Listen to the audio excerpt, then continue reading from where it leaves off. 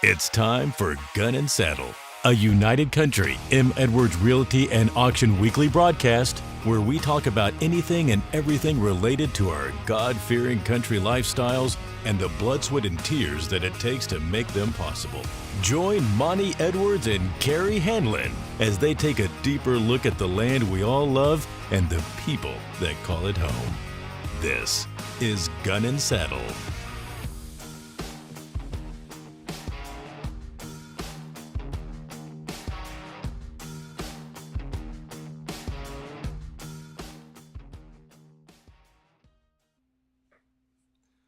Well, here we are. We're back again. Sorry we missed you guys last week, but we're back with another episode of Gun and Saddle. And today I have sitting with me a person that's dear and near to my heart, my daughter Madeline. I'll probably call her Maddie Edwards at least 3 or 4 times during this broadcast because I still consistently forget to call her by her last name, which is Maddie Smart. But she's sitting in today for Carrie because she had some other obligations and couldn't be with us today. Maddie's usually sitting over on the side, but thanks for joining us, Maddie. Glad to be here. All right. As I mentioned, her last name is Smart, so I thought I would ask her to say something smart here on the air to start out the show. So, Maddie, what do you have to say that's intelligent or smart? Probably not a lot. This one goes out to my math teacher. X is equal to negative b plus or minus the square root b squared minus 4ac all over 2a. I don't remember what that equation is called, but I remember the equation. So, well, I am really impressed. I didn't really know you were going to do that. So, miss a notch for you. Listen, we're really excited to have y'all here today, and one of the things that I wanted to spend a little bit of time talking about, a couple of weeks ago, we had a broadcast where we had a 4-person panel. We talked with Margaret Byfeld, Vaughn Box, and Steve Friskup around private property owner rights. And we mentioned to you guys that they were going to be having a 30 by 30 land conference, or Stop 30 by 30 land conference this last week in Irving. And I believe that conference, having talked to Vaughn, was a huge success. There was a lot of good information at that conference for anybody that wants to know more. And it's my understanding that over the next week or two, they're going to be posting some of the conference material, some of the conference broadcasts and things that we had going on, or they had going on. They're going to have those where we can get to them online. So as soon as we get those resources up and running, or I hear about it, I want to be sure and share that with our Gun and Saddle audience. I think it's something that you guys would find interesting. Another thing that Vaughn shared with me last night was a link to, and I've got this here so I don't get it wrong, but it was a link to a premiere of a documentary that came out.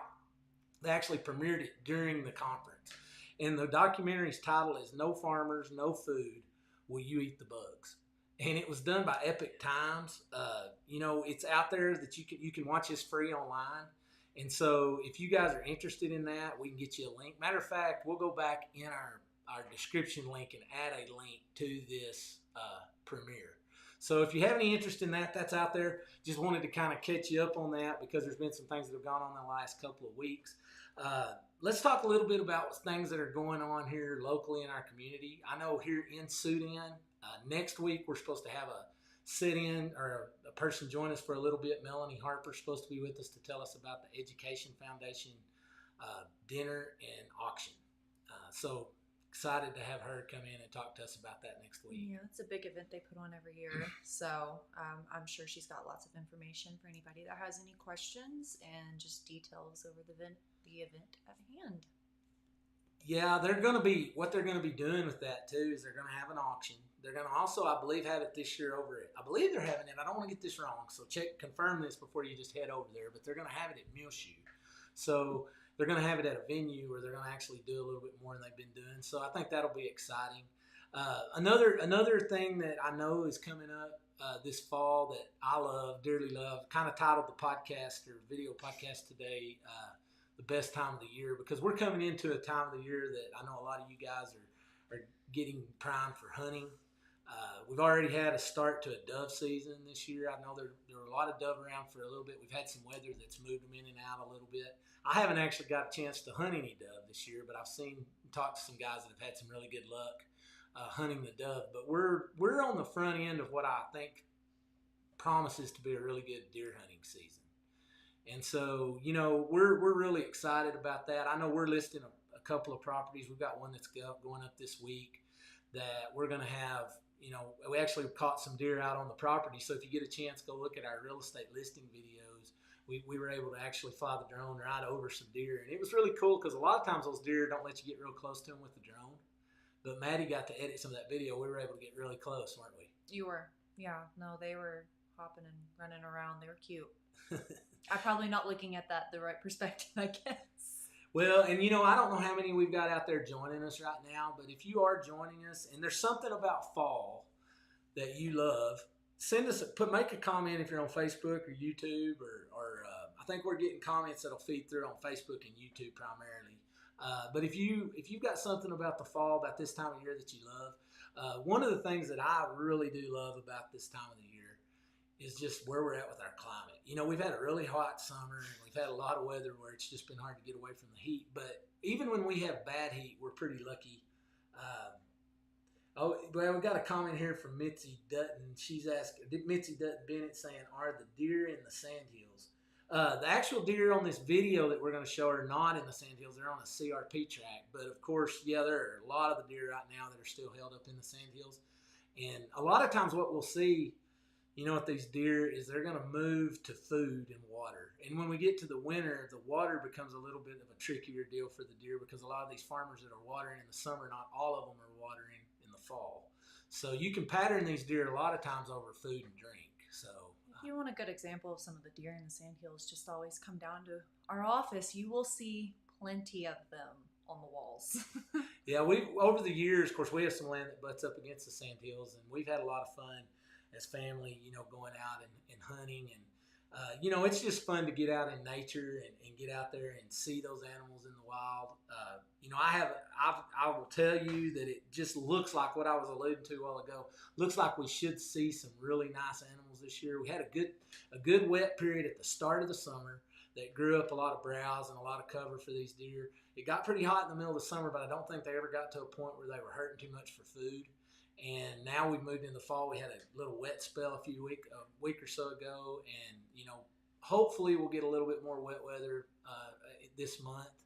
But deer hunting is something that's in my blood. I started doing it with my son when he was young, and then took both my kids and we went out and we hunted. But I think the biggest thing that we enjoyed about it was just getting to spend time together out in the nature and doing things like that. Maddie, I love that expression. I feel online like for everybody. I feel like what you're not talking about is the many times you made me come sit on that little stool in between you and Mitch's big old reclining spin chairs while y'all took a nap and I got to stay awake to look for deer.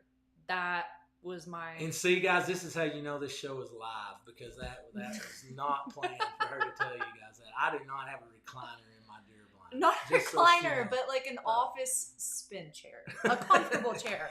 I was on the little stool. Y'all were on the comfy chairs. Yeah.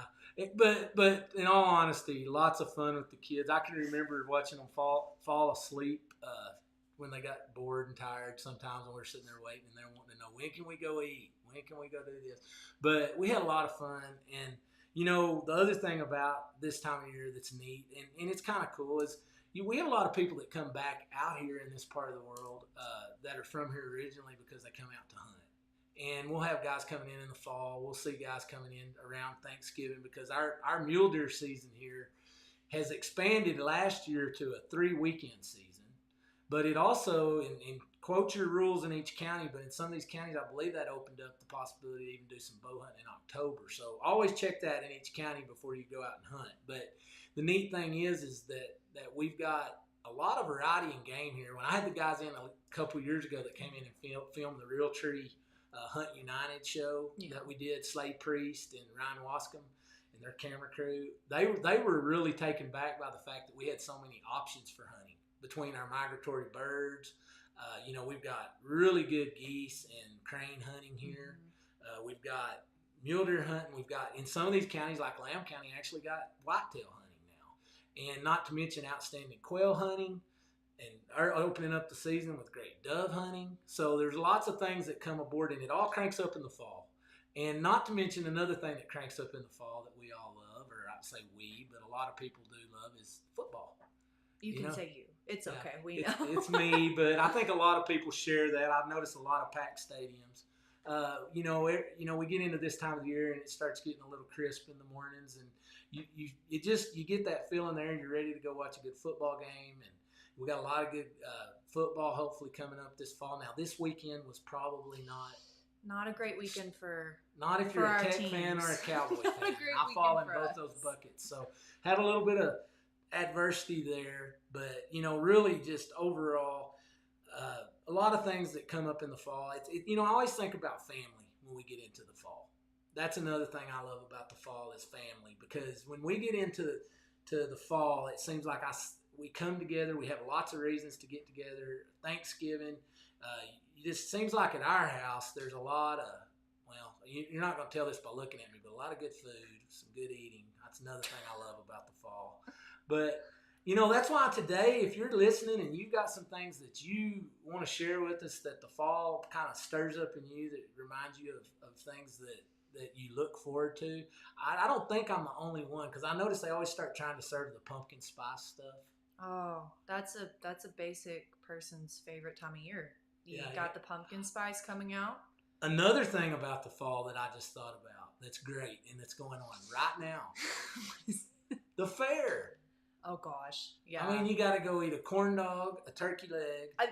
Advice on that this year, and I think you learned it the hard way last year. We're big fair people. My dad especially for the food. I mean, that's why you go.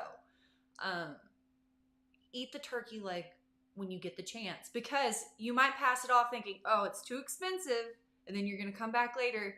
They did sell out last year, the day we were there. So if you want a turkey leg, hop on that.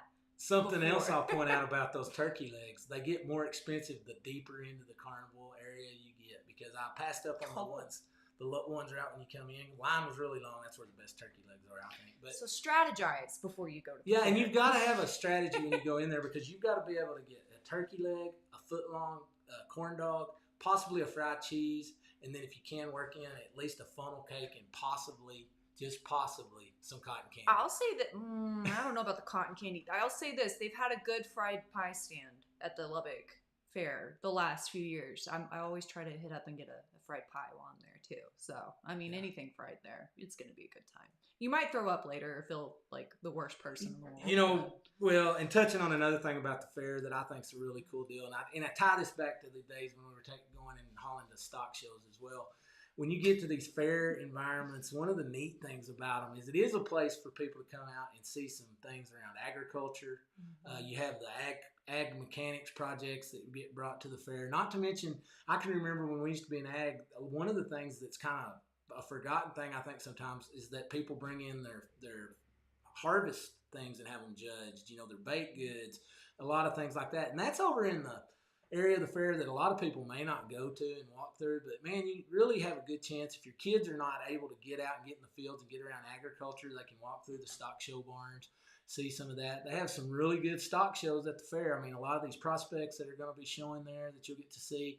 You've got the jackpot hogs. People, a lot of times have some really good animals that this is the off season for some of those. These don't go to Houston and San Antonio and all with the pigs. So you're getting to see sometimes some really good ones right there in Lubbock, Texas that are shown. And if you enjoy that kind of stuff, which I kind of do, it's pretty interesting. There's just a lot going on there and a lot to do. So I just, the fair is just one of those things that I've always really liked. But, I don't know if you've got something that you love about the fall, then you understand that crisp morning air and that feeling in the afternoons. I mean, just sitting out this weekend, I put our climate in October and September on those good days with anywhere in the country. It's just, it's the sweet moments that we get to enjoy, because, there's other times during the year where we're eating dirt and have a few things that we're dealing with. But, man, it's just so nice when we're able to go and enjoy that. We were able to sit on our patio some this weekend, cook out a little bit, and it's just really good. If you haven't done that, I'd encourage you not to forget to do it, because this is a time of year that it's really, really, really a good time to do it. So, this is the time on the show.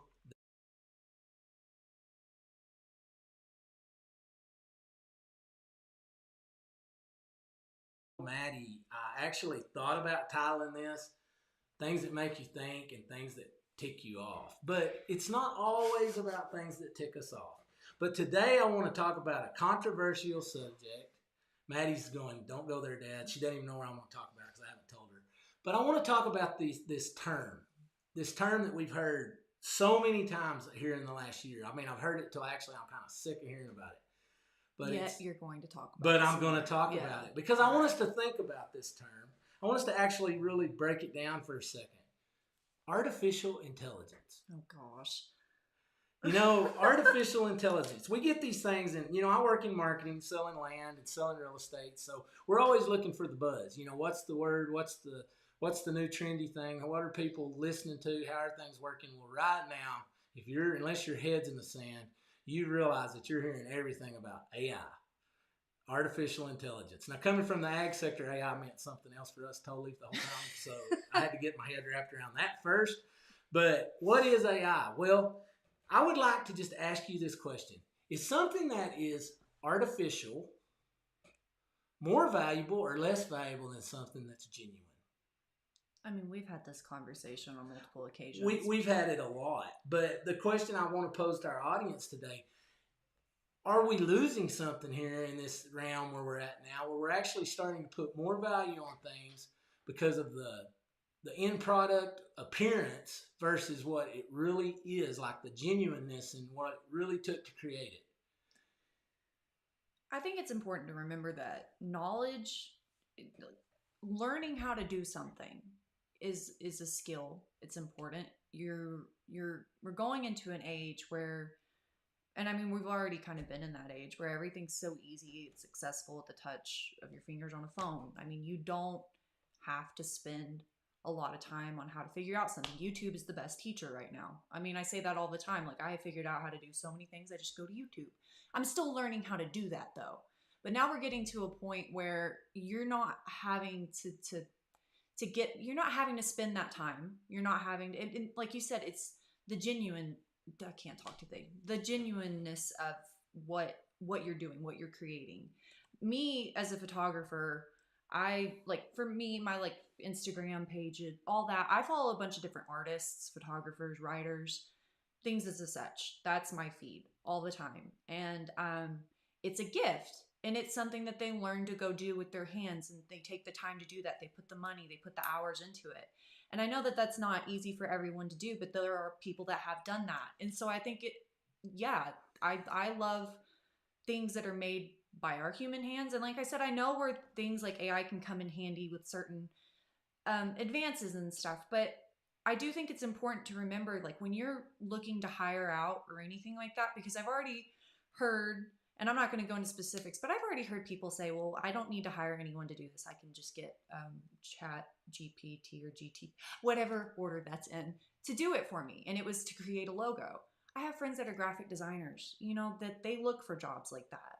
And it's important to remember people that understand you better too, that you're going to get a product that's built for you, not just from some basic words you put in the internet. And we get to my question that I want to make you think about, because we get to this thing that on its face even is labeled artificial.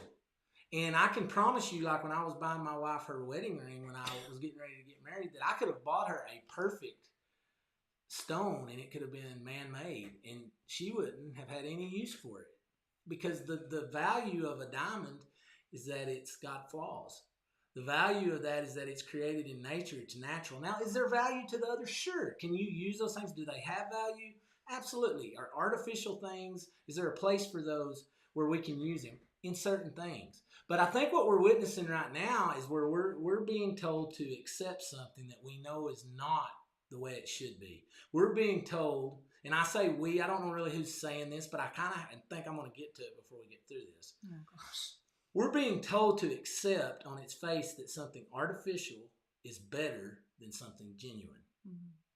Even though the artificial is trying to emulate and copy the genuine. And I will tell you, it all goes back to your mindset and your worldview. If you believe that we are evolving into something better instead of coming from something greater, then that's something that kind of makes sense to you. But if you believe that you came from something greater, and I'm not trying to be non-specific, I believe I came from my Creator, then I believe that every capacity that we have is given to us by God. You talked about being gifted. So what I do see with AI is people that are able to do this want you to have value in it because they're trying to sell it. They're trying to sell the use of it with their computers and with their technology so that you use that instead of cultivating those skills. And the danger in it, and this is what I want to make us think about, is if we lose our abilities to do certain things and we depend on technology and those things to do it, and we don't continue to, as a discipline, teach ourselves how to do those things, future generations will lose that. Those skills and trades and crafts that we have, that we pass down, that we learn, photography, building cabinets, farming, all these different things that we know how to do, training horses, being able to do any of it.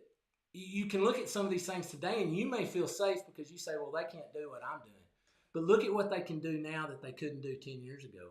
Maddie was showing me some photography stuff that was AI generated and putting it right next to really good photography. And you really, if you weren't a trained photographer, probably at this point couldn't see it. 5 years from now, probably a trained photographer may not be able to tell the difference. Mm-hmm. But how are they even creating that stuff?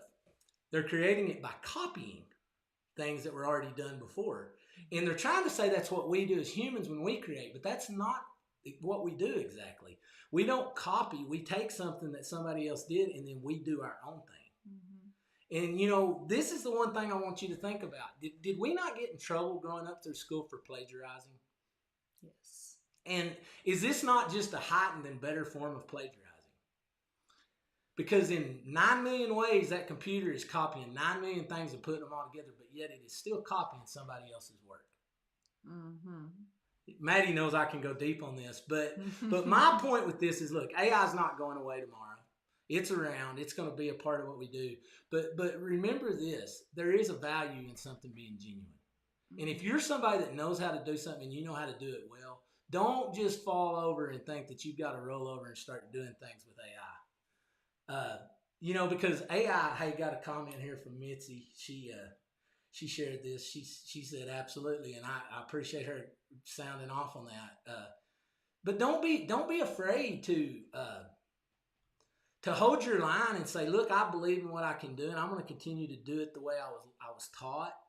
I think back, you right at the start when we were joking around, but you threw out something you learned in math. And I think back to my granddad, something he used to share with me, because I remember in our office we had in our barn, it had that insulation that was put in it, that has farmers use it as a writing pad because he would write notes in there. But he would go in there when we were doing all kinds of stuff and he would do his math on the wall. And I can go back there today and look in that barn. My brother lives out there in that house and that barn behind him. And I can go look at work my grandfather did, probably calculating seed per acre and all kinds of stuff, tons per acre, trying to figure out yields and what they made on farms. But he knew how to do math. We know how to do math, but calculators have made us lean on. How many times have you went to do basic math in your head and you got to grab your phone because you carry a calculator with you every day? Yeah, number sense did not stick with me from school. Well, and these are simple things. And so the argument always is, well, I can do more if I embrace this. And I know that that's going to be the argument with AI is that, we can accomplish and do all these greater things, but don't do that at the expense of losing our foundations. Because our foundations are what we build on, and you can't build a good building if you don't build on a solid foundation. And so today, just wanted to make you think. We went pretty deep today in that, but if you got any comments on any of this, put them in the videos if they're not live. We'd love to see some comments going after we post these videos because they'll be up on YouTube and Facebook.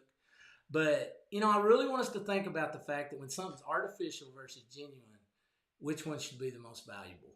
And I will say this, and not necessarily everybody, but like I said, I follow a bunch of artists. This became a huge thing this year, is that they had people messaging them, telling them, well, they were asking, quote unquote, they weren't asking, they were using their work that they created from their own hands, from their own mind, and were putting it in AI to create their own type of art. They called it like AI plus, them adding a few little effects to it or things like that. And that is theft. Just a FYI, you're not supposed to do that. But you are starting to see things like that too, where there are, and I'm not saying all of it, I'm saying some of that is that's stolen work that you're seeing play into some of these creations from it. And so I can go on a long spiel and all that, but it is like you said, it's something to think about. It's something to keep in mind.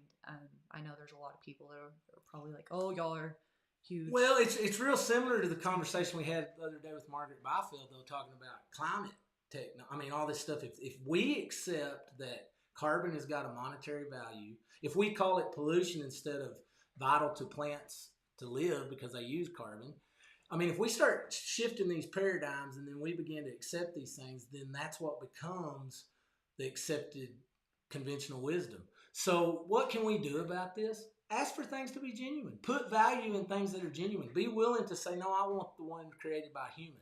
Mm-hmm. Because actually, it's not that we're fighting robots. It's not like the Transformer movies and all that, or the Terminator. No, what we're fighting is laziness. Honestly, we're fighting the easy button. And if we're not careful at the expense of having to, I mean, we're going to be in a point where we won't even have the option to work hard at something because you won't know how to do it. Your grandkids won't know how to do a lot of the things that you learned from your grandparents. So, I think that kind of fits in our motive with what we are at Gun and Saddle, trying to preserve a lot of what we think is good out in this part of the world and in other places like it. And so I just wanted to talk about that today. This brings us to the last part of our show today. This is always the part Maddie really looks forward to. And so she doesn't cheat. She's going to be facing... I already told you this earlier. I don't cheat. This isn't about winning, but she's going to do the trivia. Now, you folks that are out there in the audience, feel free to join in. My last name... If you're consistent and you come in on every one of the questions, you can actually beat Maddie today at trivia. Oh, now. This is Maddie Smart, who was spouting off all the wise math equation stuff at the first. Smart. So, emphasis on the smart. All right. So Carrie Deersing's laughing online. She always says I cheat. I do not cheat. Carrie's actually online, so she could be taking you on from the audience today, Maddie. Okay, so we're going to come in on question number 7. Number 7? Yeah, well, I've got these questions I put together. Nobody gets to see these but me. Which country held the 2016 Summer Olympics? Brazil. Well, let me give the answers. Sorry. Actually, we're going to take that question out of the mix because you broke protocol. That question does not count, and we're going to move forward. You are correct, but you're not getting credit. Okay, sorry. Because you nullified it with the rest of the audience. The next question, which will be our first question. Which planet is the hottest? A, Venus, B, Saturn, C, Mercury, or D, Mars? Once again, A, Venus, B, Saturn, C, Mercury, or D, Mars? Carrie said because she's not there. Oh gosh, I'm trying to remember the order of the planets. Well, this is about which one's the hottest, not which one's first. No, but like which one's the closest to the sun, right? That might not necessarily be the one that's the hottest. I don't know. I want to say Mercury, but I also want to say Mars. Okay, so what is your answer? Oh gosh, it's A, Venus, B, Saturn, C, Mercury, or D, Mars. D, Mars, lock it in. I don't know. That's probably wrong. Oh, I forgot my sound effects. I had this as a surprise for you guys today. I got it wrong then, didn't I? You did get it wrong. Does anybody else have a guess out there? Okay, if nobody does, the correct answer is A, Venus. Oh gosh. Okay, so our next question: who was the only U.S. president to resign? And I know most of you guys, this was kind of the softball question of the day. Is it A, Herbert Hoover, B, Richard Nixon, C, George W. Bush, or D, Barack Obama? The question wasn't which one did we wish would resign. It's the one which one did resign. So is it out of those 4? A, Herbert Hoover, B, Richard Nixon, C, George W. Bush. All right, Ben Wyford comes in with B for Richard Nixon. Oh, I mean, yeah, Nixon. Maddie's going to say B for Richard Nixon.